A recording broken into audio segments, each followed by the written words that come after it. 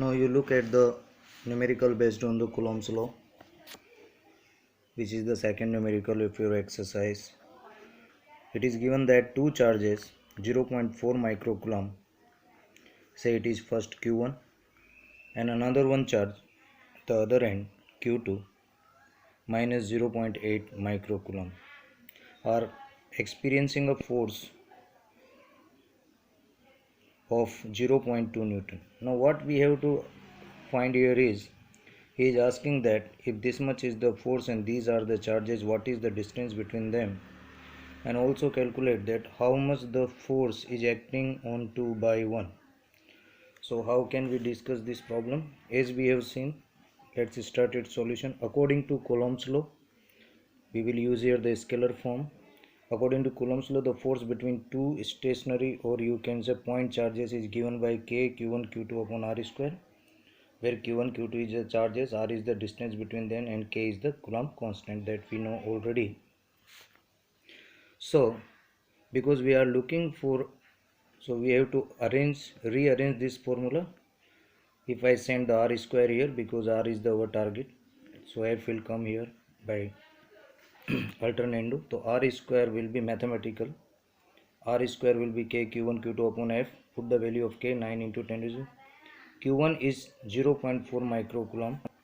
Q1 is 0.4 microcoulomb. Micro is 10 to the power minus 6, as you know. 0.8 second charge Q2. Why I am not writing here the minus? Because in Coulomb's scalar form we only takes the magnitude, so magnitude always is positive. You should knowing it. F, that is the force which was given already. Force is given how much? 0.2 Newton. When we put these all values, after calculating we are getting, I have removed the square from left side because I need the R, distance between the charges. It will be square root of 144 into 10 to the power minus 4.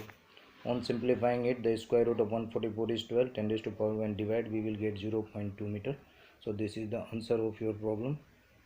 So if two charges of magnitude 0.4 microcoulomb positive charge and minus 0.8 microcoulomb of negative charge to experience 0.2 Newton force, we should keep them at 0.12 meter, or you can say 12 centimeter also you can say, but that is not required because SI unit of distance is meter. Now this is the answer of the first question, which was asked that what is the distance between the charges. Now to answer the second question, what should we do? Now remember the vector form of Coulomb's law. So now it is the work of vector form. What we have learnt the vector form in the previous video, that the force on 1 by 2 is always equal to the force on 2 by 1. So because of, and both of forces are equal. If suppose you are applying a 60 Newton force on me and I am applying the same force, what will happen? Nothing will happen, because the resultant force will be 0.